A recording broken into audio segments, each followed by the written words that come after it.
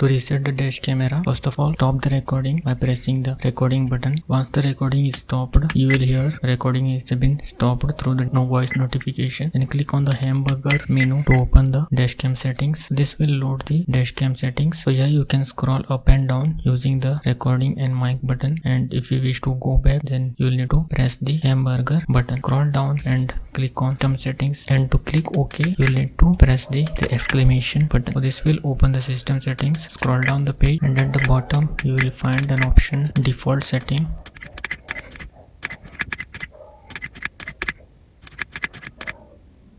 Just click on OK. So this will give you an option return menu settings to default. Scroll down to the OK button by pressing the mic button. So this will bring the selection to the OK button, and now press OK button. Proceed with the reset. So this will take some time to reset the dash camera. Your dash camera will restart